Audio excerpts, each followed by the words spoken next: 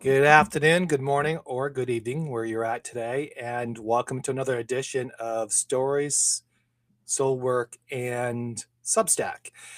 Today's guest I have is Chris. We actually met through a fellow writer, Nat, saying, and we were having these once a month or whatever it was. Um, Meet togethers and we were having conversations and things like that and just talked about life and writing and all that. And I thought that'd be kind of cool if we made this an ongoing thing. And one of the things that we got coming up on the shows here is we do have group panels coming up. So that's coming out. I think the first one is this weekend. Chris will be on there too.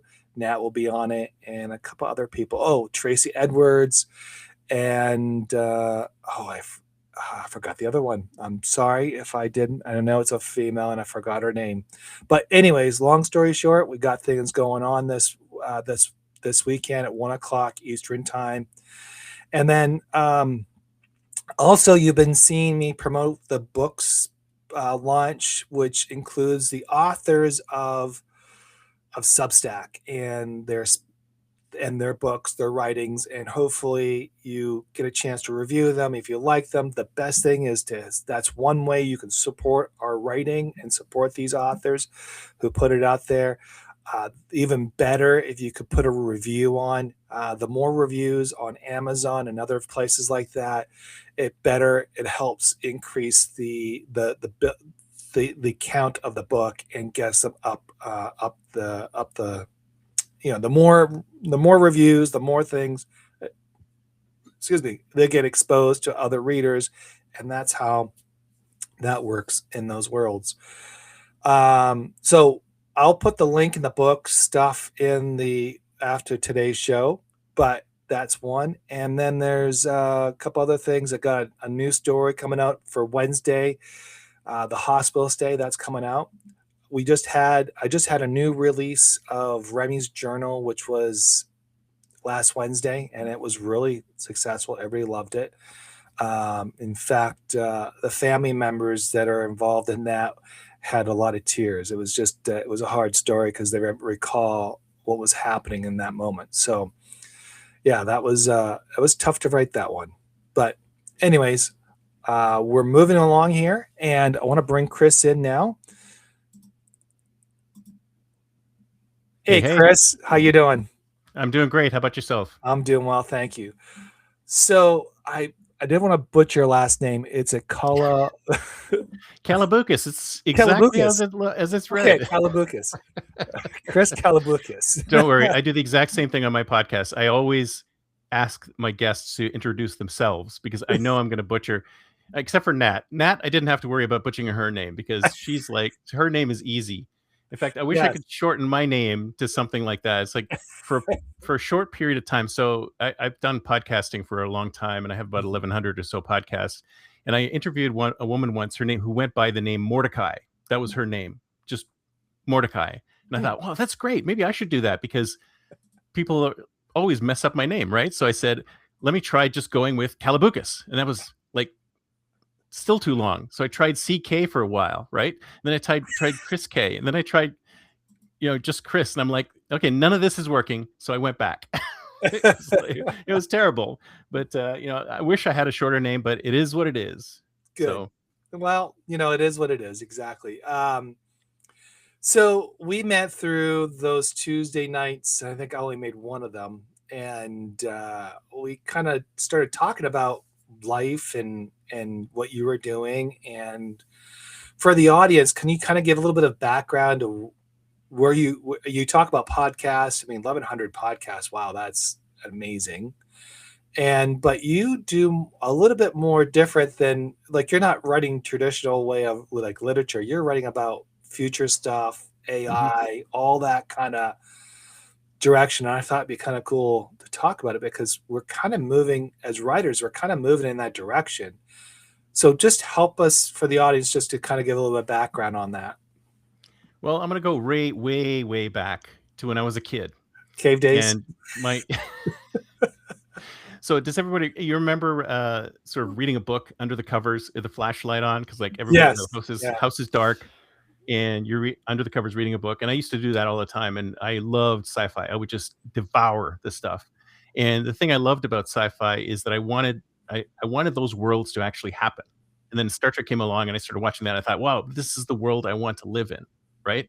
And that sort of drove me into the profession of futurism, which is, envisioning future societies, future worlds, future technologies, things like that. And if you think about it, something like Star Trek probably has affected our society more than anything else, because people have seen things in that show and societies in that show and have tried to bring those things to life, whether there be technologies or societies or whatever. And it's amazing how powerful science fiction is in doing that those kinds of things. And in fact, I don't know if you saw the recent announcement by Elon Musk with his fab, his I think it was called TerraFab or something like that. It's a new fab to do AI chips. No. And so I know he's a huge fan of the Culture series by Ian Banks. I don't know if you've ever heard of it. If Ian M. Banks, it's a series of novels that are set in a really far future post-scarcity universe, and he's always quoting them. He names his spaceships after them. He's always quoting Ian Banks. He's always talking about the Culture series. And if you think about somebody that influential who's been influenced by this series of science fiction novels that are set in a far future, he wants to build that future. So a lot of the stuff that he's building today comes from something that was built in sci-fi. So it's amazing how powerful these stories are, because they're changing entire cultures and entire societies. And when I hear about stuff like that, I think to myself, oh, I got to be involved in that. That's cool. Yeah. No, but like you talk about the Star Trek. I mean, how influential they have been in our culture. Like the little transporter, like the walkie-talkie things, that became a Communicators. reality. Yeah. Communicators, Well, it's true. they became Yeah, a reality. Now they're cell phones, more or less. well, the guy who invented the StarTAC, which is the original flip phone, Yeah. he admitted that was his inspiration, was the Oh, flip open communicator. So flip phones that we all have, and we're starting to come back to, because I hear Apple's coming out with one later this year, are all envisioned, like they came out of the mind of a TV producer, right? Gene Roddenberry invented all that stuff. And it's amazing how we can imagine that, a science fiction TV producer is actually creating the technology that we have today. It's wow. insane. And he was a writer. So writers, we're way more powerful than we think. I mean, Mm. we have so much power, and it's not because it's not necessarily something that happens to us now. It could happen to us in the future. And that's why I love writing about the future, because I hope that someday someone will look at my novels in the future and go, "Hey, that was a great idea. He couldn't build it back then, but I can build it now. So do it." So let's talk about your first novel. Like, when did you start writing? When was was it young as a Oh, kid or later in life or what? okay. I wrote before I even could write, Mm. because I had my cousin babysat us, and I still to this day remember that she would basically she would write down the stories that I would dictate. So I would dictate a story, and she would write it down. And I have a distinct memory of doing that before I could even start writing. But I was writing in high school. I was writing in high school, mostly sci-fi. That's because that's where my love is. Yeah, yeah. And I've just been doing it ever since. And the first published novel was, I gotta say, I bit off way more than I could chew. So in I forget what year it was, 2005, or actually no, 2015. I was with NaNoWriMo. Do you remember NaNoWriMo when it was around? It was No. National Novel Writing Month. Apparently, they had some kind of scandal, but basically, the way it worked is that every November, this is what happens: there's scandals and things disappear. So NaNoWriMo was Somehow there was a scandal, but I there still was a scandal. continued. That's all I hear about. And the way it worked is that on November, so it was all by the honor system. So you would sign into this website, and you would say, "I'm going to write a novel over the course of November." So it was, they picked the month of November, and you start at the beginning of November and the end of November. It's however many words you can squeeze in to November. So I wrote a young adult sci-fi novel called, oh geez, I don't remember the title now, but it's still on my bookshelf in Amazon. And it was about these kids. When they hit their 15th birthday, they get a power. and they got the power of precognition. Oh, it was called precog. Duh. So what happens? And then as I was writing this book, I thought, wow, this thing has a lot of legs. It should be really good. And by the time I got to the end of it, I had planned out a 12 novel series. Wow. About and every month kids would get a different power. So the first month they would get precognition. The second month they would get telekinesis. The third month they would get this, and eventually the last month they would get the power of time travel. And those time traveling kids would show up in the first book. So they ended up showing up in the first book. So I wrote the first draft over November. I think 50,000 words in the first month. And then I rewrote it about 3 or 5 months later. I eventually got it into Amazon in its final form. Then I was about halfway through the second book, and I realized I'd made a big mistake because I gave the kids too much power. Like when you give kids precognition is fine, right? Because it's not really a physical power. It's like, I think I know what's going to happen in the future. and I put this trope in where the longer they went through the month, so the kids who were in January, so it was a January kid. So if you were born in January, you would get precognition on your birthday. But as time went by, your precognition would go further and further out. So as time went by, you could see further and further. And I thought, okay, if I'm going to use that same trope in book 2, which is telekinesis, I thought you can get more and more powerful. And I thought, oh my God, you don't want 15-year-old kids with the power of telekinesis. And then they can pull planes down out of the sky. They can, throw their parents into the air. And I'm like, okay, this is not going to work. So I kind of shelved that one. I said I might go back to that one later, but I kind of wrote myself, into a box, and I thought, oh no, what am I going to do now? So I put that one on pause. So that'd be the 12 series you'd put on pause. So I put the whole thing on pause. I might come back to it at some point, but no, I had the whole arc mapped out and everything, and it was really impressive. But it's like it bit off way too much. But I still might come back to that book right after I finish the one I'm working on right now. But the struggle is real. The struggle. Tell me about it. Real. Yeah. Tell me about it. And then I wrote some nonfiction books in between, like, for example, Go Beyond Stoicism over here, and the Go First Rule over here, which is the one I just recently put out. Yeah. And I put out a book of short stories just about a year ago, and then I just published my paper version of that. But that's the stuff I've done on the writerly front. And then the Substack I started about a year ago, and I've been blogging forever. So I've been blogging for 10, 20 years or whatever on my own website, just a WordPress blog. So you're on website. You have a website up, obviously, and you're just doing blogging on there. And how was that for attraction? And terrible, absolutely terrible. It was. See, and that's why I loved about Substack is that, in fact, I moved everything to Substack. I just said, forget it. This is not going to work as an independent website, because not only do I have to build it and write for it, I have to drive traffic to it. And the driving traffic to things, I just can't do. I'm not a marketer. I don't know anything about SEO. It's just beyond me. I have a technical background, but I can't figure that stuff out.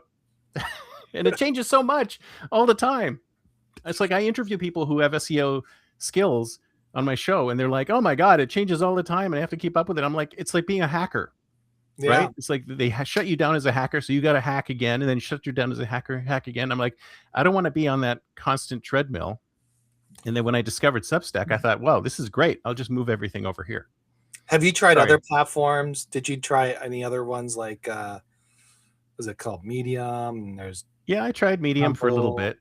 I mean, but just didn't do anything for me. And I know Substack existed before Notes. But Substack with Notes it's just like speaks to me perfectly. I don't know what it is. I mean, I love just throwing what's on my mind up there. Yeah. I love like not just saying whatever I want on there. And then if my posts get some traction, that's great. If not, I mean, the way I write is I just write it. I don't care if anybody's going to read it. In fact, if no one reads it, that's fine. If people read it, great. If I actually get feedback, even better. But I don't have any expectations. I just throw it out there. And I think I mentioned it when I was on another podcast, and we were talking about this whole process. And I said, well, the important thing is the creation. That's where the magic comes from, right? Right. Not the consumption. I mean, anybody can consume, but the creation is where the real brain work comes from. It's like the real work is in the creation. Yeah. So Well, I mean, when I started, Notes just started back then when I was on Substack and I was writing these little 400 essays,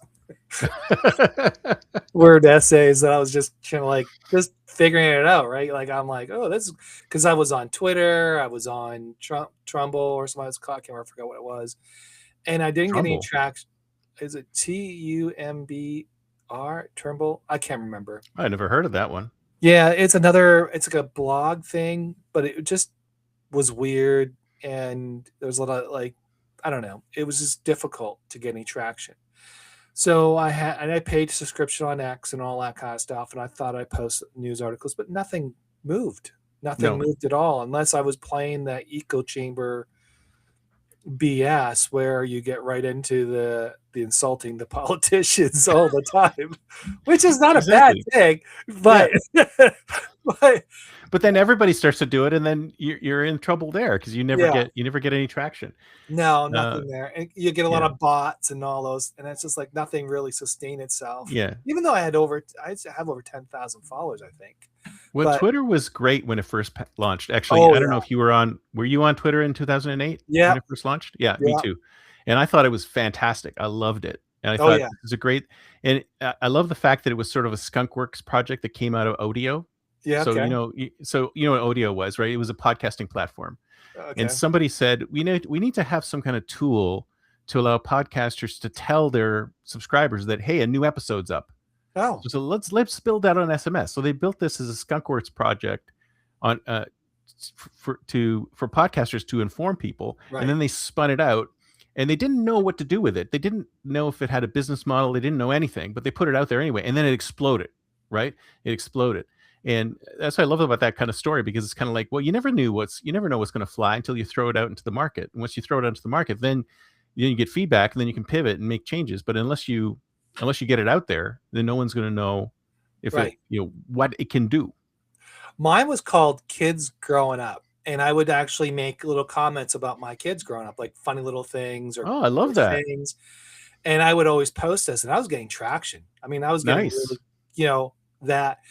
And someone actually was posting about their dog or something like that. I can't remember what it was. And they got a book offer because it was all these little, it was like a storyline.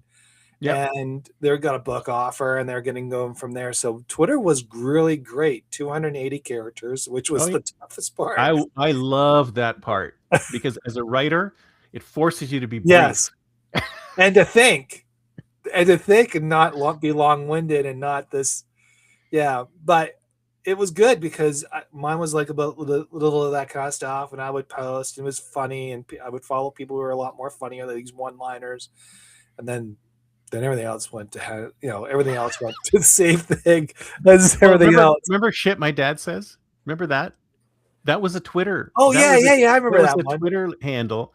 Somebody would just post shit my dad says, and it became a book, which then became a TV show with William Shatner. I mean, No way. I don't yeah. remember that. Oh yeah, yeah. Oh He he wow. he, he was the dad. I think it only lasted one season. So, but yeah, The it shit went my from a dad would Twitter say. meme. It went from a Twitter handle to a book to an actual TV show. Believe it or not. Wow. Yeah, see that there it is right there.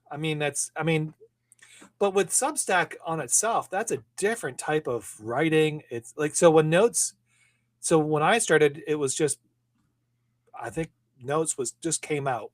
Hmm. And I was writing, and I didn't know nothing about Notes. I didn't even touched it. I was like, I have no clue. I mean, I was soliciting people coming to my to my thing. I was like begging people to like my post, Hmm. and it was like it was kind of pathetic. But begging people, you like my story? Well, why not? Right? That's the communications method. See, that's the beauty of it. It was Yeah, actually I love it. So what they did, so they took a publishing service and they layered social media on top, and they duplicated. It's very similar to Twitter 2008, at least in yeah, my view. It feels just like it, and it was genius in what they did, because it's all organic discovery Right. right in the same tool, right? Well, So I yeah. love that. I love that they did that. I mean, it's not perfect. No, Nothing no. is, but But it's good. it reminds me of a publication, an Mm, actual newspaper. Like mine's set up like a newspaper, which I'm familiar with, where you have all your stories, your podcasts, all those episodes. Like it's an archive. You can jump in and go through it, and yep. you get a feel for it. And just like what you said, it was a publication for writers just to post Hmm. their stories, and it was aggregated towards people in those specific things. Now, that's the cool thing about it is like if you pick literature, you're in literature. If you're in politics, you're in politics. Yep. You don't cross each other because that can ruin your um, ruin. If you start posting on here, you get more dragged over there. Like, but Yeah. if you're smart with Substack, if you stay in your lane, you can really make a headway on that. That was, yeah. Oh yeah. So, so you're writing on Substack. Is it a mix of everything, or are you very Uh, specific and you know? well, I actually have two newsletters on Substack. I had three, but that one's on third one's on hiatus right now.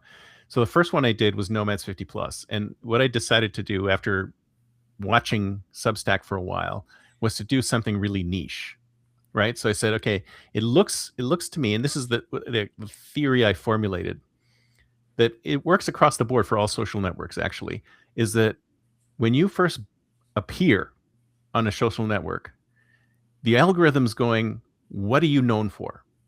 Mm, I don't know what you're known for. So tell me what you're known for." So if you stay in your lane, it will start understanding what you're known for. And then we'll take that and go, aha, he's known for this. So now I know who to show you to. So right. you've got to sort of train the algorithm with your content to say, this is my narrow little niche. I'm all about nomads over 50. Mm, And as long as I stay within that niche, then it's going to show me to other people who are interested in that niche. So I did that as an experiment to see what would happen. And it worked. It worked great, right? Because then I brought my other blog over, which is called Think Future, which is random stuff. Just anything I want to talk about it. I talk about work, I talk about corporate politics, I talk about the future, I talk right. about history, I talk about anything. And that one is kind of dragging because the algorithm is looking at it and goes, I don't know what to do with this thing. I don't know who to show it to. So, I mean, if it could understand who to show it to, then maybe I would get more traction Mm, on that. But I think that's part of the problem with it. Not just Substack, where all social media is that people say, oh, don't write for the algorithm. But the thing is the algorithm's like a bouncer at the club, right? yeah. It's going to decide if you're going to get in. Are you cool enough to get into this club? Yeah, Yeah. yeah, you are. Okay, get in. But I don't know who you are. Like, tell me who you are. Once you tell me who you are, and of course, everybody wants a simple explanation of who they are, Mm, even though we're really complicated people. Once you tell them that simple explanation, they go, aha, you're into AI and finance. Okay, I'll show you to AI and finance geeks. But what if I want to write about my dog or my kids? I don't know what you're talking about. Oh, dog, kids, future, history, AI. Oh, you're all over the place. I don't know what to do with you. So you don't get any traction. right. So so that was my theory, and I think some people have also talked about this as well. But I think that's part of what we have to do now, is that to be seen, we have to stick in our niche or stay in our Yes. niche. And then once we get a sizable enough audience, you can decide what size that is. Then you can start going off on tangents and doing other things, because it's kind of like a musician, right? I mean, let's say you're a Jeff Beck fan or something like that. You're like a huge fan, and he plays a specific kind of music, right? And then the next day he's like comes out with a country and western album, and you're like, holy crap, what just happened? So are you still a Jeff Beck fan? Well, maybe you are, but you got to Yeah. listen to it, right? You don't know if it's going to be any good. Yeah. So that's the thing. We don't want to confuse. Once you're big, once you have an audience, then your audience might go, yeah, I'll take that. I'll understand. I Yeah. take that, even though it's very different from what you've already done. Yeah. So I never like. So I don't. When you say you have other publications, are you saying within your Substack you created different links to different? Okay, so Yeah, you're not going out and creating a whole new Substack and bringing it in, are you? I I have done that too. So I've done both things. Okay. I have one Substack, which is, so what I've done is under my main account, I have Nomads 50 Plus, Think Future, and AI Daily, which is on hiatus for the moment. And then I created another one for another group I call 10XU, which is AI based life advice. So it would be advice on money, productivity, and wellness, but Oh, from AI. So what I did is I created 3 AI avatars, and they like spit out advice, and it's in a completely different Substack, nothing to do with me. Right. So I've done that, and that's not really growing as well because I haven't really focused on it. mm, But what's growing right now is the one that's focused on my own personal account. So if mm, I were to do it again, I would probably create individual accounts for each one of them, because Substack, the biggest problem I have with that is that when you post something from newsletter A, you put one of your newsletters down as your primary newsletter, which means that if somebody sees you in the notes feed and they hit subscribe, they will subscribe you to the primary newsletter. But what if you have 3? You right. won't get subscribed to the second or third one, even if your note refers to something in your second newsletter or your Yeah, yeah, third newsletter. So it doesn't do a very good job of differentiating those. But if the newsletters are similar in content, then it's okay, because you're still subscribing to, the individual. But if they're yeah. different, then it's probably better to have different accounts. So when I started my Substack, my theory has always been inspirational stories, Hmm. more or less. That's sort of like what I write about. The Inspiration. name of your podcast, or the name Yeah, of your yeah. your But brand is right there. I also treated it as a launching pad for my drafts of my book. Hmm. And like, so for example, Remy's Journeys, the number 2, is actually out, and it's a rough draft, and people get to follow it, make suggestions, make comments, and I'll take those as editor, and I'll say, okay, let's make some adjustments here. Or when I sit down with it and I kind of go, okay, I didn't like how this read or whatever it is, and I change it up. But it gives it a runway. But I've used it as a booking launch per se, as a rough draft, and then take that, and then I create my book, and then I Hmm. resell it on Amazon, Hmm. on Amazon, and I share it with Substack, and whoever wants to get a copy, they get a copy. Right. And that's how I've been using Substack. Now, when I write my stories, it's mostly life lessons, inspirational stories, things like that. And but I also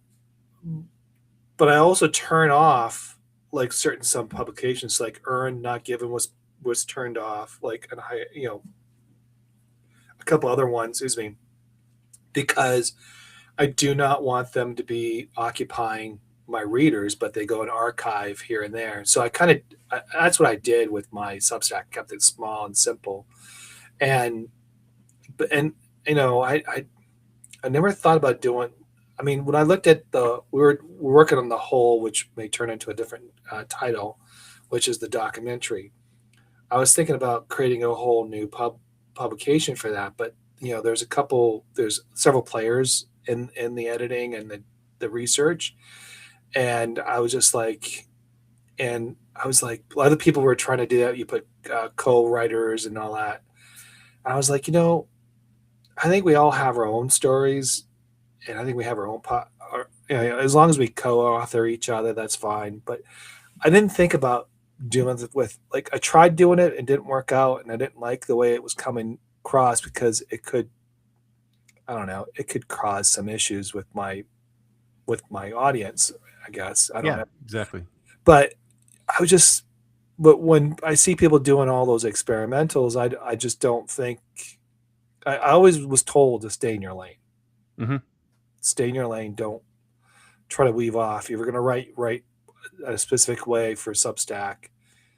But I don't know if my model works or not. It's just, it is what it is. And you know, and these podcasts are very specific about writing and all Hmm. that, which goes with positive pen and all that kind of stuff. So that's the idea behind it. And so I'm trying to keep it within. And I've actually noticed growth out of it. I Hmm. grew faster now. I'm growing faster because of it. Yep. Not that I want, seeking that. I mean, we all want growth, but I'm growing faster. I think there was a period of time, I think just before Christmas, where I was kind of stagnant Mm.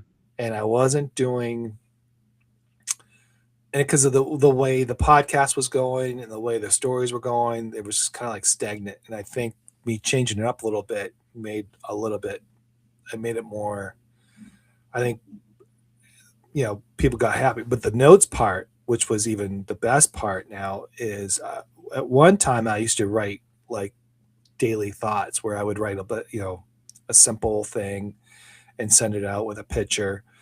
And when notes came and I started to experiment with notes, I started to do what I do now is like I post a little bit of a phrase and then inspirational thought and then that. And those are very spontaneous, Hmm. keeps me creating.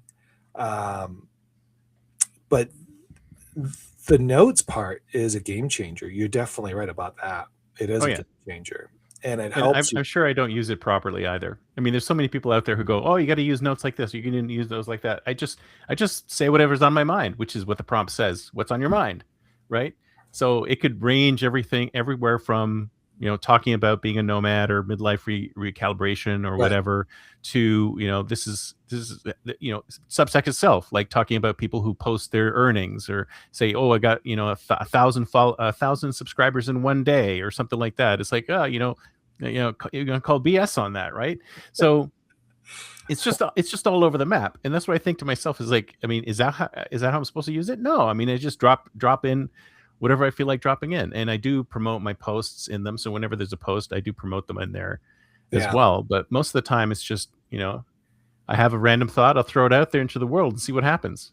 And sometimes I actually get some really good responses that will trigger more work, right? I'm like, wow, Mhm. that's an interesting thought. Like, what do you mean by that? And we have a back and forth. And sometimes I actually have them on my show, and sometimes I just build a blog post out of it. Yeah.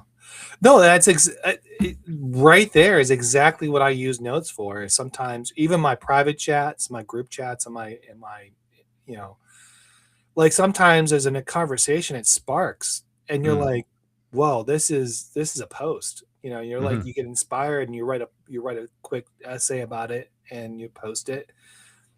I think that's what I don't think I don't think there's a formula yet for Mm. notes. I think you're right. It's about just posting stuff that you feel or you need to share at a larger audience, and hopefully people get that.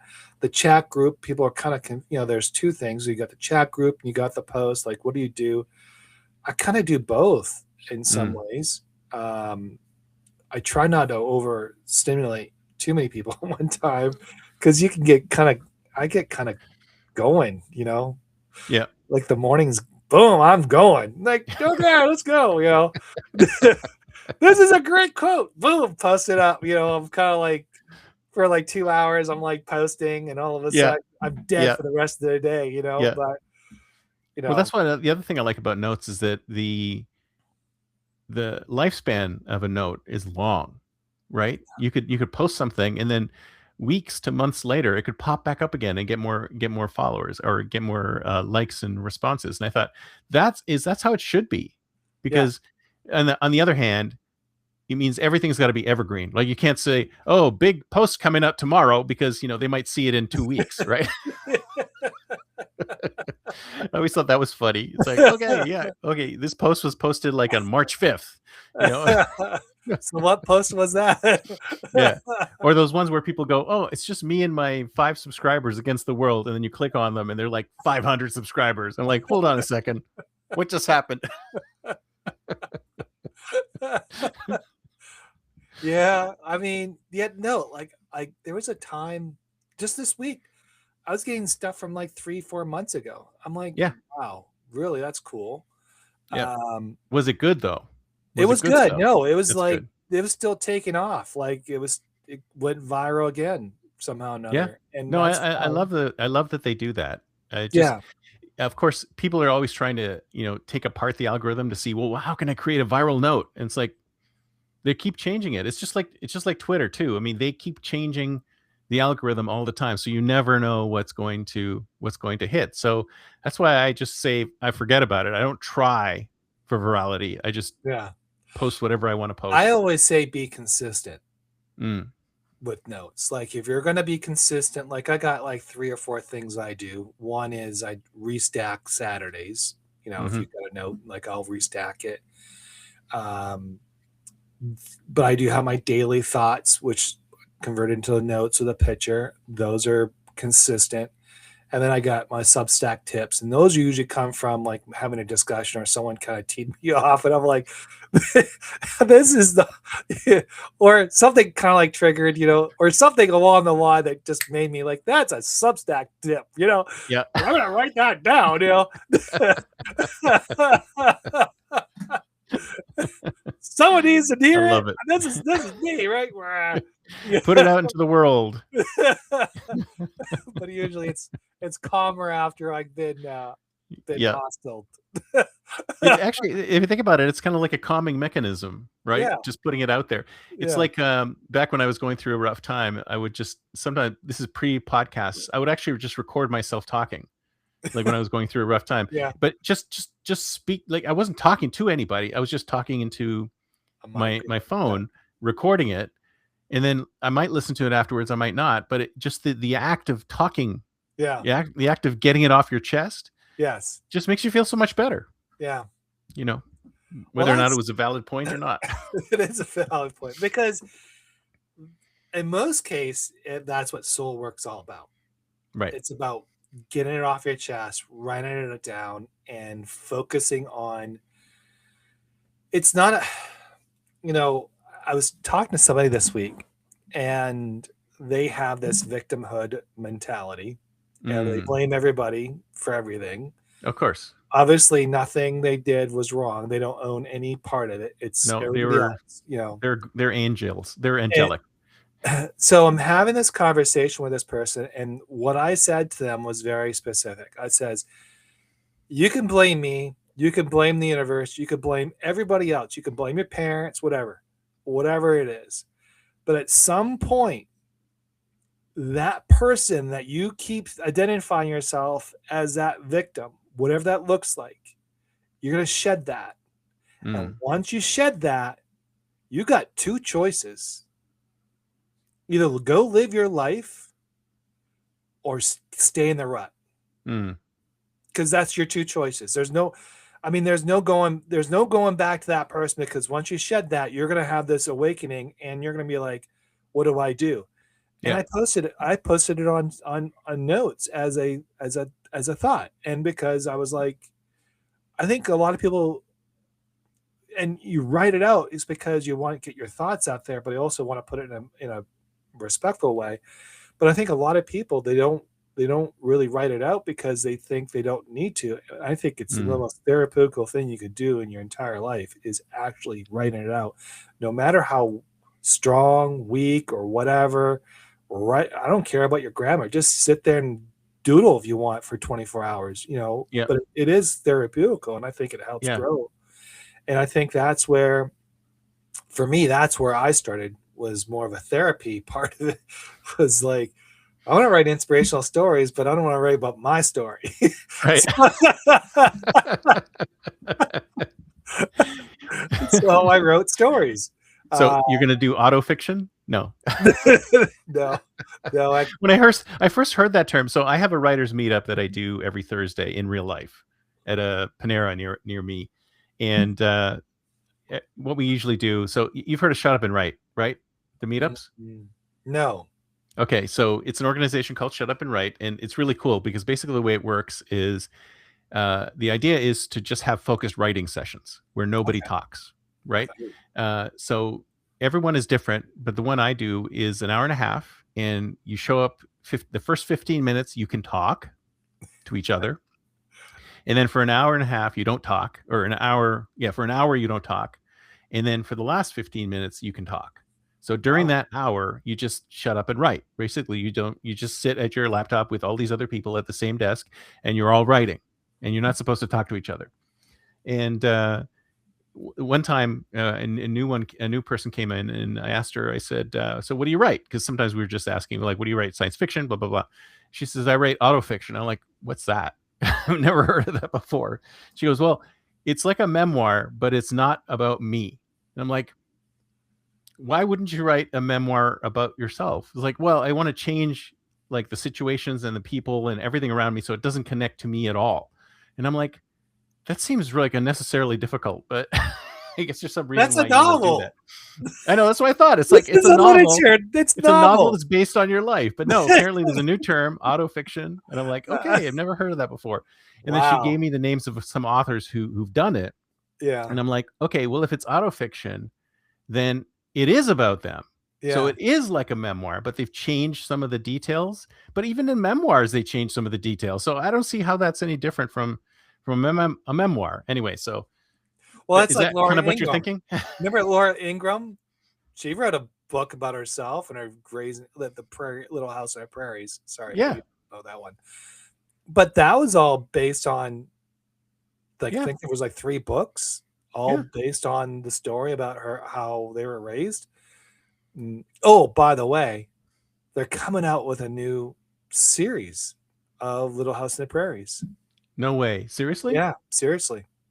Is I it going think to be July. true to the book?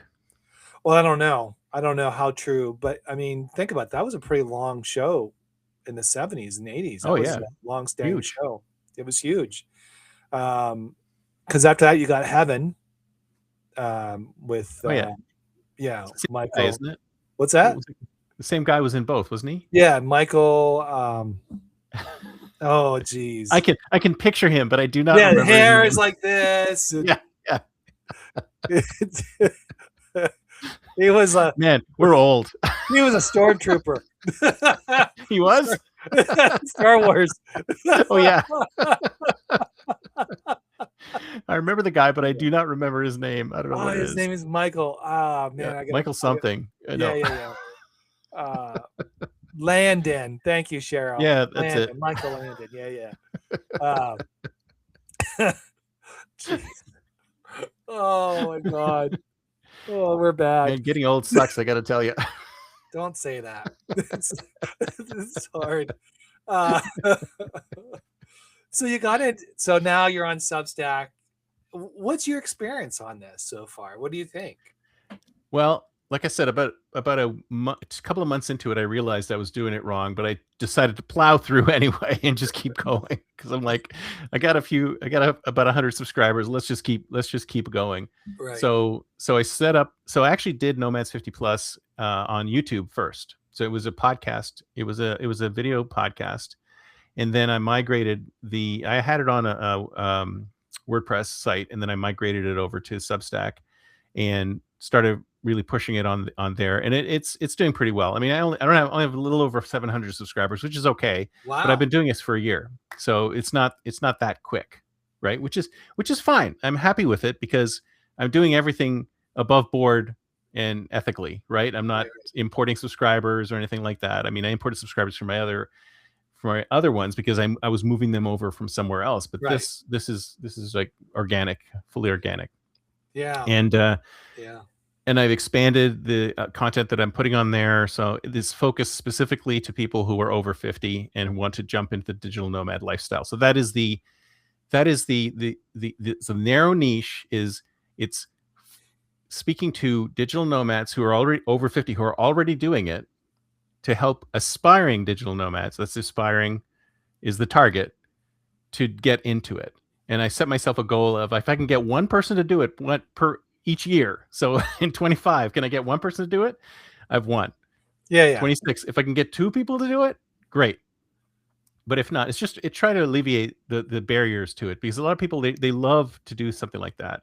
Yeah. But they can't get over the fear. And, they're worried about money. They're worried about healthcare. They're worried about safety. There's so many issues. And every single one of them I've interviewed has been such a happy person. Like they're loving their life. So I want to show that to people so they can see how great it actually is. And then as I was going through it, I thought, wow, a lot of these people have gone through like some kind of midlife.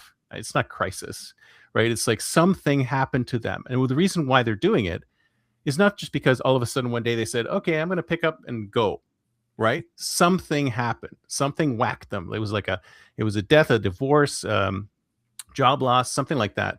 So some kind of midlife thing happened to them, and then they said, "Okay, now I have all these options open to me. I'm going to go off and do something different." So I pivoted slightly to also talk about those types of experiences where something hits you and you go off. And travel is part of it, but it doesn't necessarily need to be part of Right. it. And since I did that little pivot, I've seen a little bit of increase, and I've talked to slightly different kinds of people as well. But it's all been really super interesting, and I love talking to all of them. That's So I feel like for that, it's like podcast first, and then the writing comes secondary. Whereas for the other stuff, it's like writing comes first, and then the other stuff is secondary. So is your podcast around the writing itself, or is it a completely different subject, or how does Completely that? different. The podcast is interviews. So I used to do podcasts. So my initial Think Future podcast, when I first started doing it, was just me ranting to the camera. Like every single one of them was me ranting to the camera. And I thought, okay, I've been doing this for 5 years. Why do I still only have 100 subscribers? Something's wrong here. I don't know what I'm doing wrong. Like, what's going on here? Well, first of all, I was off in different tangents. Like I would do all sorts of things, right? Then I said to myself, what if I started interviewing people? Yeah. When if that would work, right? So then I started doing interview shows and just me. And then when I started doing that, I started seeing my numbers go up, and I'm like, what's happening? And I'm like, of course, I was leveraging off the audiences of everybody else, because they're not coming there to see me. They're coming to see me and this other guy or this other woman. And I'm like, okay, great. And then, so I started continuing to do that. So I would do my own shows, and then I would do the interview show. And then at one point I thought to myself, why am I still doing my own ranting to the camera? Nobody's watching those. Nobody cares what I have to say. But you do. at least to the camera. Right. So I said, forget this. I'm just going to do that in my writing. So I'm going to write that part, and then the rest will be interview shows. So I do interview shows. I do interview shows for Nomads 50 Plus, but I have tons of those in the can that still have to be put through. Okay. And now I'm starting to do lives. And for Think Future, that's petered out a little bit. So that's all writing, mostly writing with a little bit of podcasting thrown in. So, and again, the topics are all over the place, all over the map. And it's just whatever I come across, I think, oh, that's a good idea for a post. I think I'll write that up. So, yeah.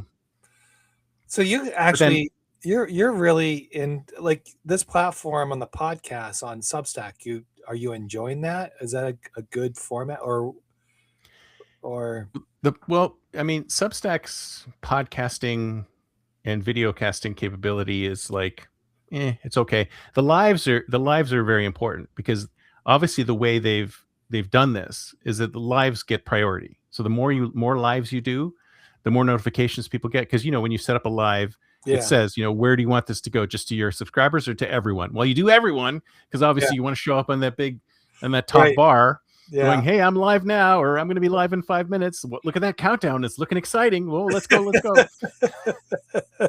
So ever since I started doing that, it's worked. And then I can always download the video afterwards and use it as part of my regular workflow. Yeah. So when I talk to people about interviewing them, most of them have been coming from Substack lately. So I just say to them, do you want to do a live instead of doing it over Zoom? And I switch it over to that. But Substack is obviously prioritizing lives and video. They're pushing it. Yeah. So those are going to get more visibility. Well, I started live. You know why I do lives? Because I don't like editing. Well, you see, that's my secret. My podcast, I hardly ever edit, so rarely. So I tell people, it's like, oh, can I edit stuff out if I screw up? And I'm like, well, unless you have like a coughing fit, or like, the internet goes down or whatever, I'm probably going to leave it. We talk a little bit at the beginning, and then we do it, and then it's the end. And then I just cut the front part off, because I mean, when you're doing it, it's like a machine, right? You got to do it on a regular basis. It's hard to, I mean, I know a friend of mine, Aisha, who does the Unemployment Diaries. I don't know, you should talk to her. She's kind of cool. She said, oh, I was spending hours editing. And I said, well, if you're spending hours editing, you're doing something wrong. Yeah. It's like you're overdoing it. It's like you take an hour-long podcast, and then you spend days editing it. I'm like, okay, there's something, I understand you might be a perfectionist, but maybe you need to take more time to think about, well, maybe that's okay. A little bit of tick here, a little authenticity there. Leave it in. You don't have to take out every right? No, I think being authentic and raw and honest and just being loose and Yeah. just having a conversation is what I find more enjoyment out of this than I do trying to edit the conversation every 5 minutes, because Oh, it tell me just about it. becomes it becomes a hostile situation. Like I don't want to do it. I really Yeah. just I mean, don't get me wrong. There's a lot of work still to do these things. Oh, sure. You have to get the guest to say okay, and I do it 4 o'clock on Mondays, specifically to create some type of okay. Every Monday, John will be on at 4 p.m. Hmm. Just like Where a radio show. yeah, and exactly, and then I do other shows, but they'll be either on a Saturday or there may be a special edition, which is fine. I don't try to do that. And then, but 4 o'clock every Monday. But I got to do the write up on the guest, get that out on Monday, on Friday, get that up and set up, and then you're priming the show. You're priming the show, like Yep. promo a little bit here and there, and getting people to get excited about the show. And then at 4 o'clock, you come on, you do the hour or how long, like usually an hour. And then from there, I go and chill out and kind of like decompose. And before I come back, and I'll write a little bit of a summary of the show, and then I'll post that as well. And that's the 3 or 4 days of putting the show together. Yeah, it's a lot of work. And not that I don't, Even without editing. yeah, without editing. That's my point. I don't edit, and because I think that's the best thing. I think people. I mean, I'm not perfect person, and I don't want my guests to be perfect. I don't want us to say stupid. I don't want us. I want us to say stupid things, Mhm. and just be ourselves and have fun and just have these conversations, because I think my ultimate goal is that one person who struggled like I did when I early started. I put myself in that position where I struggled and I didn't know, and or I'm afraid to write it out and put it out there, whatever that fear or whatever that is holding them back. They see you, they see me, and they go, okay, these guys are doing it, and they're telling me what they do. It gives them a path to move forward with. Yeah. And because back then there was nothing. I mean, you talk about you getting 700 followers or subscribers in 1 year. Dude, I didn't get 700 subscribers until 3 years ago, like 3 years Really? later. Yeah, it Wow. was 3 years later. I mean, but I mean, because I started using notes, there's That a makes lot a of things huge I difference. started doing. I started using notes. I started Yeah. going, oh, I better get myself in here a little bit more. Did you ever go back and look at some of the first stuff you wrote and Oh yeah, cringe? yeah. No, actually, I reposted that on Notes. Was my Oh, first wow. story. Yeah. It was a little girl, and it was like a 500-word essay, and it was a little girl who had braces on her legs, and actually, it was a story that I knew of a girl, Hmm. and we went to, I think it was daycare. I can't remember. It was like a summer program that we were in, and she had braces on her legs, and she couldn't move. Like she would hobble, like her legs would be like boo boo boo, like on Oh, no. stilts, and she would able to rock, and then sometimes she's in a wheelchair, whatever, and she she always felt like intimidated to talk to the kids, and all. We're like 8 years old, so we could be mean at Mm. that age, but we kind of just took her in as one of us, and I think the counselors talked to us and said, look, this is, don't be idiots here. you know, I've been in the conversation, but yeah, don't be idiots. Give her a chance. And then she was cool. She was a cool person. But that was my first story, and it was very, it's called what is it? No matter what, you're always loved. Mm. I Yeah, like that. yeah. So it was a simple essay, 500 words. Yeah, and I reposted a couple days ago. Yeah, because someone was asking, "What was your first post?" I was like, "Oh, I have to go looking for it," and I did. I still have some of my longhand stories that I wrote back in high school. I have some duotangs. Remember those things? No, I don't remember the they're like a folder with like these metal clips inside that you bend, so you yeah, can put like just so you can like a binder. three, yeah, like, but it's not a clip thing. It's just a flat folder and these little metal Oh tabs. yeah, yeah, yeah, You yeah. I can, remember yeah, those. Yeah, yeah, yeah, yeah, yeah. That yeah. was So I like still have a bunch of those. you had one for history, you had one for science, you had one for English, You and got it. and, and every time you needed to add, you had to add to the back. Oh yeah, No, it I was a remember. pain. Oh, it was I sucked. Yeah. So I have a bunch of those still that I wrote, and Okay. a bunch of short stories that I wrote in this world that I'd built, and a couple of see the problem with me is I'm a big starter, but it takes me a really long time to finish it. I really have to focus, right? Yeah. I'll start on something, and then I'll go gangbusters on it for a while. And then I'm like, oh my God, I'm flagging. And then it's like, there's something else. Oh, let me go do that. I'll put this on hold and go do something else. Squirrel. And that's why, so the last thing I'm exactly. So I'm trying really hard. So I started writing about 2 years ago. I started writing a time travel novel. I got inspired. So I love going to a local library book sale. So they sell the used books, Yeah, yeah. and I fell in love with these sort of schlocky 50s style sci-fi novels. They're little tiny Oh, penny novels, and they're hilarious. And I thought, I'm going to write a novel in that style. So I started researching it, and I said, okay, I'm going to write a time travel novel in that style from an idea that I came up with when I was in high school. So my friend of mine came up with this idea of these factions of time travelers. So you have the one faction of time travelers that wants to change the timeline, and another faction that wants to keep it the way it was, and then a third faction that has a shadowy goals.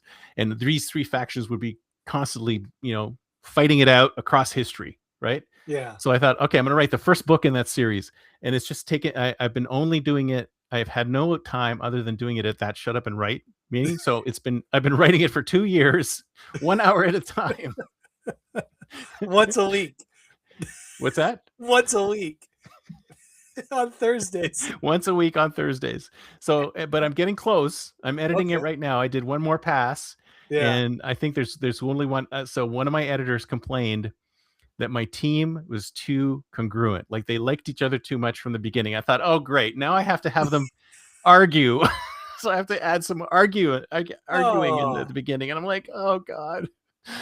So But they want controversial right off the bat. But that was in yeah, what, 1950s. Everybody got together and they worked together. everybody, yeah, and I mean, there might have been a little bit of enmity at the beginning, but then Yeah. after that, everyone like aligned, especially the good. Well, and then of course there's a lot of well, who are the good guys? The one who want to maintain the timeline, or the ones who want to change the timeline, and blah blah Right. blah. And there's like everybody's got their backstory, and everybody's got their what they want to do, and yeah, I guess the problem is that they all have kind of the same goal. They want to be part of it, Yeah. but for different reasons. So there's not really a lot of conflict there, because they're all like, oh, this is cool. Right. Two of the characters are like thrill seekers, and they just say, this is cool. I just want to do it because it's cool. And one person really wants to change all of history, and one person wants to change like a little tiny bit of history. So the goals are not that different. Yeah. So it's hard to make them, uh, build too much conflict between the characters. But I'll Hmm. see what I can do. Well, actually, when I was the writing I did when I was back in college, I wrote a story about Jack and Jill, but it wasn't Jack. Like I actually reposted it on Substack, and the story goes like it was a creative writing, and I needed to write something, and I was tired of writing the same crap you write sometimes. Like I was just not a very so I got really creative, and I was like, what if I took Jack and Jill and regurgitated it into like an actual story? And so Nice. the story ends up where the guy's he's a doctor, like a famous doctor, doing all these things. And he's in a Salem ward, and mental hospital, and kind of like gets his patients, and he gets it, and he does this storyline about Jack and Jill falling down. They're falling down, and on sunny days they go to the hill and they roll down the hill and all this stuff. And he goes into his room, and behind a desk, the reporter comes in. He's actually reporting, and keep going on and on. And it kind of leads the reader into thinking this guy's legit. And then as soon as that happens, there's a knock on the door, and Nurse Jill comes in. This is Doctor Jack, and she comes in, and then immediately the things kind of like change, and he's no longer a doctor; he's a patient of the hospital. I love Yeah, it. Like a yeah, little that was Twilight Zone style twist. I like that. exactly. But I was like, so when I rewrote that, like I wrote it and that was like 20 plus years ago when I wrote that. It must no 30 years ago. Yeah. I So, love that kind of twisty stuff. In fact, that my book of short stories are mostly that, except for a really long one where I was trying to predict what the future was going to be like in a few years when AI is kind of running the show. hmm. And I wrote it as fiction, but it's kind of where I think things are going to go. Whoa. So So, where do you think things are going to go? well, things are going to go to the point where we all will have. See, the problem we have right now is we have AI doing human work and humans doing AI work, right? We need to get to the point where we have the right work for the right workers.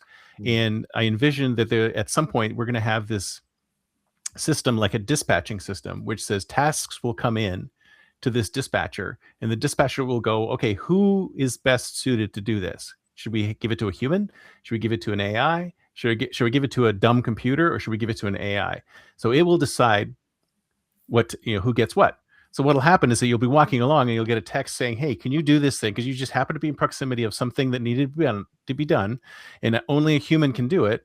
And it'll ask you to do it. And then once you finish that, some money will ring into your account. Then you move on to your next thing. Whoa. So There's a that's the movie. future of work. It's That's the task economy. there's a movie. There's a was it TV series? Um, oh, it was similar to that where they got texts and they started to comply and they started to follow things and they started to address things and the cameras would actually show them. So if they went off grid or went off task, they would get penalized and they would have to be back on. I can't remember the TV series, but Oh, yeah. that sounds something like it. But I want to my stories are usually utopian. I try to make them because nobody writes utopias anymore. Everyone's like, Yeah. "Oh, look how bad this is," or "Look what's happening." And then I had to just to gain some interest. So I was writing this thing. I was writing this thing, and I thought this is really good. I mean, this is what I think the world's going to be like if I was an Right. optimist. But then my editor is looking at it, and he's like, "That's not going to fly. No one's going to want to read that. So make Yeah. it a dystopia." I'm like, "Oh, great! So now the dispatchers are evil and blah blah blah, and they hate humanity." And anyways, it goes on. So I think I use AI for trading. I use AI for simple tasks like Hmm. helping me get to things. I do it for research. Hmm. Same. Um, That's how I envisioned the places in my time travel novel, because we go to Alexandria, so ancient Alexandria with the library. We go to which is even further back in time. And so I just go like, can you tell me about what this place would be like? Right. So oh, sounds, smells, blah, blah, blah, blah, blah, blah, blah. And I read that and I'm like, oh, okay. So I can construct. So it's all throughout my back, not, it's not in the backstory, but it's in because I have two documents. I have like a document that's like all the ancillary information that I need to refer to, like the backstories of all the characters, backstories of how the technology works, etc. Like places. So this okay. place is like this place is like this place is like this, and that's all AI. And then I just sort of read that and go, okay, this is how I'm gonna write this part of the story. So I do use it for research. Yeah. I use it for trading stocks. Does that work? Mhm. Yeah. So you're a multimillionaire now, or Well, no, billionaire? no, I actually lost money in the stock market this Oh past no! week. Don't listen to. A couple grand, but that was because we were gambling on a couple AI moves. Like the one was uh, Nevada, no, NVD, Nvidia. Nvidia. Yeah. That tanked horribly, Oh yeah. and then my defense stocks tanked. What, even But now? That's nuts. yeah, and it was like I had ITA, which had three or four ETA. It was like four or five major military things, it tanked. Hmm. And then I had QQQ, that the other Oh, I one. have QQQ too. It was up, it tanked. But but the thing with this with AI, it teaches you to put stops in, Yeah, and the intention is to minimize your losses, that's right. because that's what the goal is. So like when you actually when I actually traded, I didn't put stops in. I didn't do any of that kind of stuff. And I've never done that. I don't even know how to do it. oh, but I would lose money. I was like always like, why I'm not growing? Like, oh, I thought this was great, but now I research it. I go in. I say, okay, I'm look at this. No, that's bad, or you should try this. I mean, there's different ways going at it. So, I mean, I gained like $4,000 or $5,000 because of it. Yeah, super useful. It's It's very useful. the thing that people forget, I think, about AI is that it's made up of stuff that other human beings have put into it, right? An LLM is basically a giant database of work humans have created, and all Right. the LLM is doing is sort of putting it together for you. So it's mostly it's you put in the seed, and then it's this giant database of human content, and then the machine's just sorting it all out. So the One computer is thing I the don't, least part of it. yeah, but the one thing I don't like is where, like, I was talking to Nat, and she was like saying to me that people are actually automating their comments. Mhm. Comments. Yeah, so I that the didn't know you could replies, automate your comments. like the reply, and I'm like, how does that happen, right? So I don't know. Sorry, That my kind Alexa's yelling at me. of I'm a good Trekkie, so I turned it into computer. Every time I say the word computer, it's like bang, bang. And like, were you talking to me? I said, no, shut up. So yeah, she was saying that it actually has auto reply on messages. I've never seen that. I mean, Neither have I. I've seen the notes generators that Oral created. I mean, that's right stack. That's pretty cool, but I have not. I I don't know. can't imagine why anybody would want to automate their replies. It's terrible. I mean, I see that on LinkedIn all the time. It's awful. I mean, LinkedIn is like, I don't even know if there's anybody human left there because posts are all AI, replies are AI, and I'm like, okay, who's talking to who here? Is this the dead internet theory in action? It's Because like the there's Facebook nobody around. Marketplace. You ever been in a Facebook Marketplace? You post Oh something, yeah, and all of a yeah. sudden is this still available? and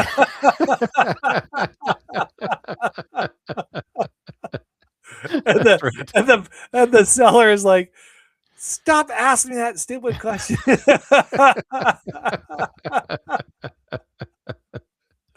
Oh, so Oh man, so ridiculous. tell us about your book.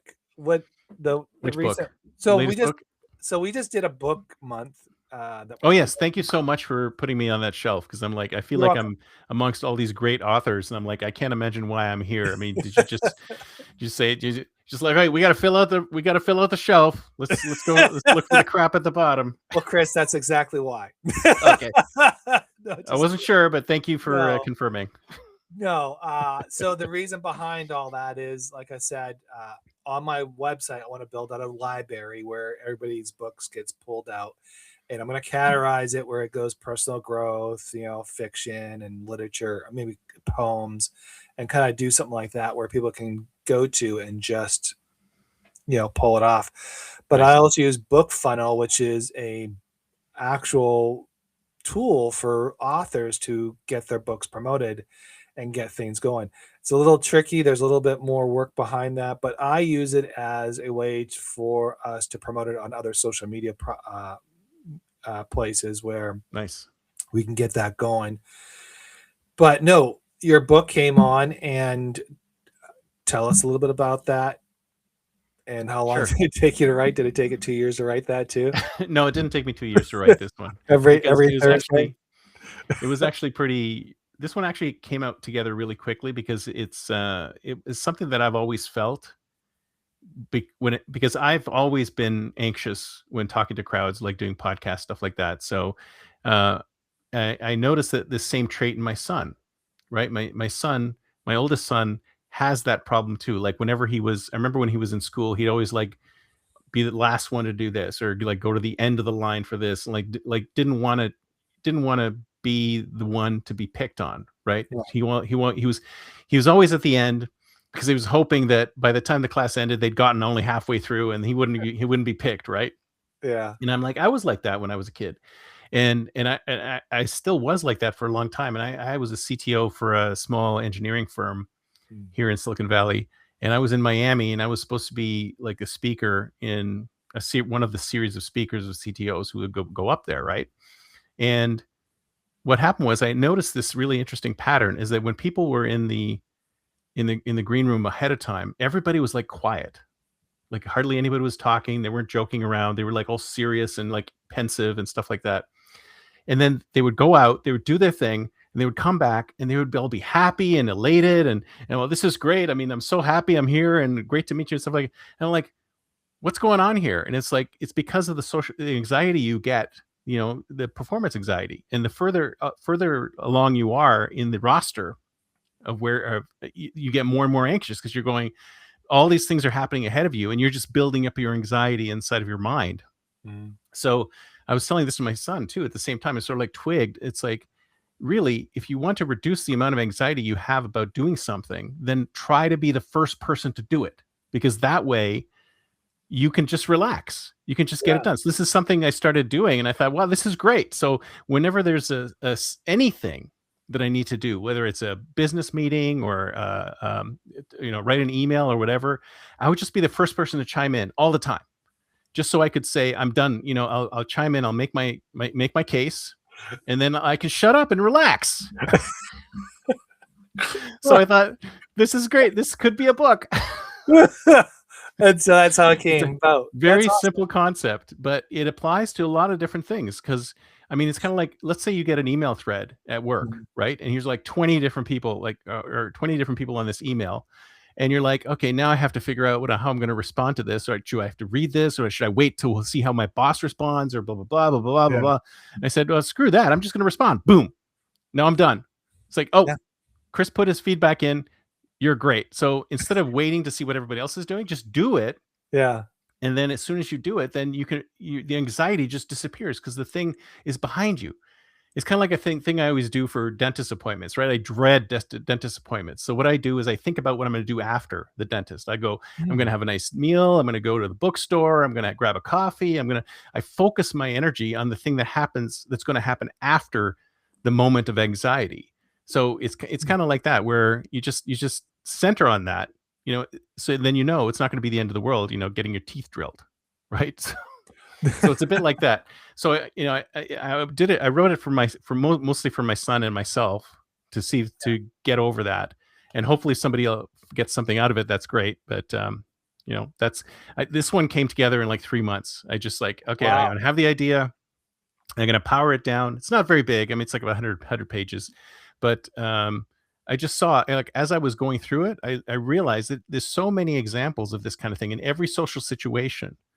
When you're talking to other people in any situation, there's always those people who go first, and then they've done their bit, they've contributed, and a lot of times you actually set the tone for what you're doing when you contribute early on like that, because sometimes I go into these meetings and they're like, nobody knows what's going on, right?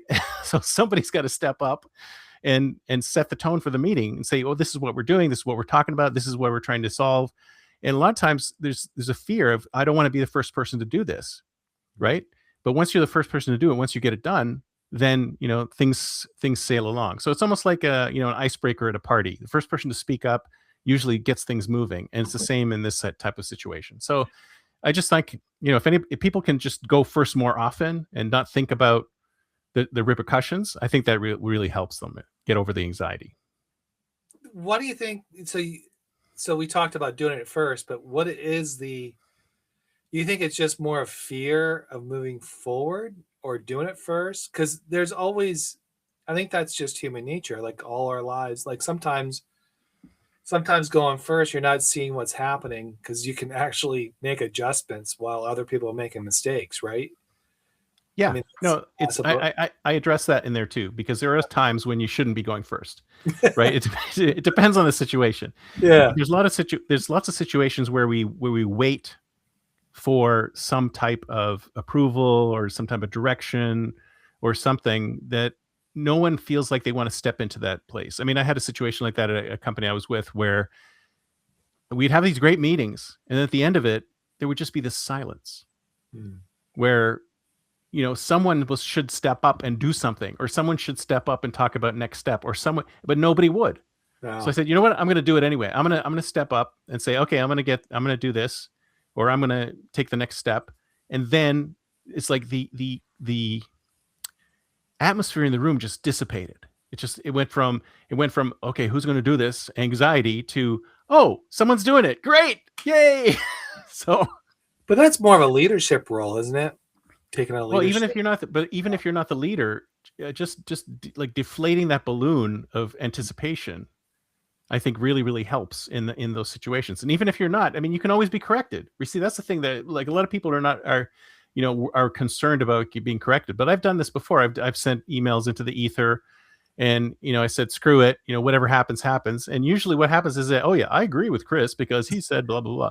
I'm like, 9 times out of 10, you're not making a mistake by doing it. So that's No. one of the things I'm trying to say as well, is that if you just go first, and there are sometimes there are consequences, sure, but at least it's done, and not only that, you can actually get the ball rolling in some cases. Right.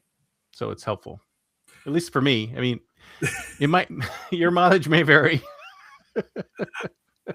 So, what's the one thing you think you could pass along your experience on Substack to another person that just started out or has been on there a couple months? What's one thing you think that could be a lesson learned? Well, it depends. I guess it depends on what their goals are for Substack, right? Because some people's goals are, I just want to write. Yeah. I just want to get my stuff out there, kind of like a personal blog or a Yeah. diary. I just want to get my stuff out there. If people read it, great. If people don't want to read it, fine. But if somebody wants to grow their subscribers, then I have to say that the number one thing is just engagement on notes. Yeah. Like, spend time engaging with people on notes. Uh, put comments up, put notes out there. At least one a day. I usually do about 5 a day. So I do 5 notes a day and about 20 comments on others, because you need to do both of those, because just putting notes out there isn't going to do it. You obviously, if somebody comments on your note, then that's great, but you need to do at least what I would do is about 5 notes a day and 20 comments a day. And it doesn't take long to do that. It's just, you just have to carve out some time and put it in there. So if you want to do, depending on your posting schedule, 1 post a week is fine. You don't have to do more than that. But that's the numbers I do. Some people say, at least 1 note a day. That's fine too. It's whatever you need to do. But I do it as a 1-to-5 ratio. And the thing is that it reminds me a lot of Twitter in that way too, because you've heard of the reply guy. You've been a reply guy on Yeah. Twitter. Yeah. So the concept of the reply guy is that you find a big account and you reply right away, and then you are dragged up into the top of that thing. Yes. So if they see, like if you're the first person to reply after Elon posts something, then Yeah. boom, you have 1,000 followers, just like that, right? So that's that. You can use some of that tactic. Obviously, if you're unless you're doing it disingenuously, where you're just like, I'm going to post, yeah, exactly, or like no value add. So, But so it's Elon posts in the middle of the night. So it's like, oh I yeah, you don't never know. know when you're going to get a Yeah. post from him, right? Yeah. But so that kind of magic works here just a little bit, but not so much. I know it works really well on Twitter, but like I said, I would do 5 posts a day, 5 notes a day, and 20 comments a day on other people's posts, not yours, other people's posts, and then you'll start seeing your numbers ramping up, because people will see you. Oh yeah, and the other thing, since I'm going to do 3 now, following. See, the following, I think following other people who are in the niche that you're in is kind of like a secret, because for some people, they've left their default settings. And the thing with humans leave their default settings all the time. So the default setting is that you're going to get a notification when somebody follows you. So if you're going to get a notification when somebody's following you, that's sort of like a soft outreach saying, hey, Chris is following you. And they go, oh, who's this guy? Why is he Yeah. following me? So they would click on the link, and they would go back to my page, and they go, oh, this is interesting. Maybe I'll subscribe to that. So it's like a soft outreach, but don't overuse it. and make sure that when you are reaching out using follow, you make sure that there are people who might be interested in what you're talking about, right? So you're interested in them, but they're also may be interested in what you're talking about. So don't just do it indiscriminately. There's probably people who just go follow, follow, follow, follow, follow until their Yeah, follow limits are hit. But you're getting people who may not be interested in your stuff. true. So since we both talked about hockey before we got on the show, who's going to win the Stanley Cup? I'm obviously not the Vancouver Canucks. No, why not? They got a long way to dig themselves out. Well, you know what? Did I tell you what happened with me in hockey? No, I didn't tell you. but you are I'm from not. Toronto, right? I am from Toronto. Yeah, you're I'm a Leaf Canadian. fan. That's yeah. I'm a Leaf fan. Yeah. So here's the thing: it's like I can't watch hockey anymore because I get so hyper. I get like my blood pressure goes up, my heart rate goes up, and my wife's like, "You can't watch hockey anymore." Like, please let me watch some hockey. No, you are not allowed to watch hockey. You get too overexcited. You can't go. You can't watch it. So I've been sort of unofficially banned from the sport. So I don't know what's going on. Okay, fair enough. Because I get too emotional. Gotcha. Oh, especially when the Leafs are playing. My God, That's heartbreaking. It's the worst. It's terrible. But it's like I don't think I've ever. I mean, it's been 60 years since they've won the cup, and I mean, the Sharks are doing okay, but I mean, it's going to be what 10, 20 years before they win. I mean, I don't think so. don't know. I think they got like a 3-year window. You think so? Wow. Wait, my friend of mine who's a huge Sharks fan, she's gonna be very happy to hear that. No, I'm just thinking, like, based on what they got and what they're drafting and the current development they got going on. I mean, 3 to 4 years being a contender is realistic. And then you have like the Oilers dropping off. You have definitely Florida Panthers going to be dropping off. I mean, there's a couple legacy teams that are going to be kind of like hitting that wall where they would have to start trading players or start making some personnel decisions.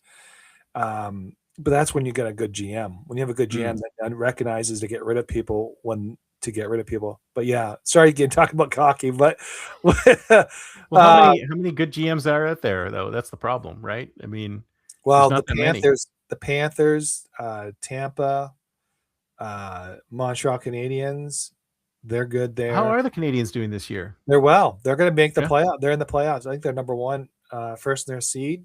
Nice. It'd be good to see them win. Yeah, it'd be nice. Well, they already got 26, so 27 would be nice too.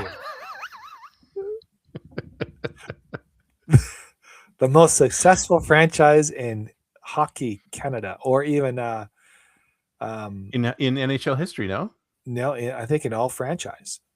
Really? The next one is Yankees. Really? Yeah. Wow. Well, then they shouldn't be winning anymore. Give the cup to a couple of other teams that could deserve it. It. I miss hockey night. I miss hockey night in Canada. Yeah, I used to watch that all the time. Don Cherry and before my blood pressure went up, it was good. I used to watch it when I was in Canada. Then I came down here, and I'm like, okay, do I have to root for the Sharks now? And I'm like, no. Well, you have a better team down there. So my this friend of mine who's a Sharks fan, she dragged me to a Leafs game. It's like, okay, take your blood pressure medication, make sure that you're okay. And it was It was an unbelievable game. It was so boring up until the last 5 minutes, and then it was tied 3-3, and it was a shootout. Right. Wow. And it was like the most insane shootout that you'd ever seen, or like like the last couple of minutes, there was so much scoring going on just before the shootout that to tie it up. Because I think the Leafs were up 4-1 or something like that. And then the Sharks just came back and tied it up. And I thought, oh my God, it's like, we wouldn't have needed to even be in the arena. Just these last 5 minutes, these last 15 minutes of game is all we needed. We didn't need the rest of it. It's kind of like basketball, right? You could just watch the last 2 minutes and you get the whole game. Yeah, hockey is easy to watch but hard to understand when you watch it. It's like on TV doesn't do Dutch. You have to see it live. Oh yeah. Yeah. Yeah. My kid wants to go and watch the fights. I said, well, you need to go to the AHL. NHL, that you might get some fights, but it's going to be mostly in the AHL because that's where the The good weak stuff players. happens. Yeah, that's where things really make a name for yourself. You want to make a name in the minor leagues. Hey, Chris, I want to appreciate your time today. Thank you for sharing Well, your thank you. story. And we look forward to this Saturday. We're going to have another show on Saturdays called The Panel Writer's Notes, where we're all going to talk about Substack writing, a lot more specific about that. So if you're interested in that, the panel discussions, 1 p.m. Eastern Time, 12 p.m. Central Time, and 10 p.m. Pacific Time. So join us. We'll have 4 or 5 guests on talking about Substack writing and all the other things there. But Chris, thank you. I appreciate Thank you. Well, did you say 10 p.m. or you mean 10 a.m. Pacific time? Oh, 10 a.m. Sorry. I'm like, that's kind of late. My dyslexia just popped in for a second there. All right. Thank you, everybody. Appreciate who all joined. Thank you very much. This was a fun podcast. Thank you very much. Thank you.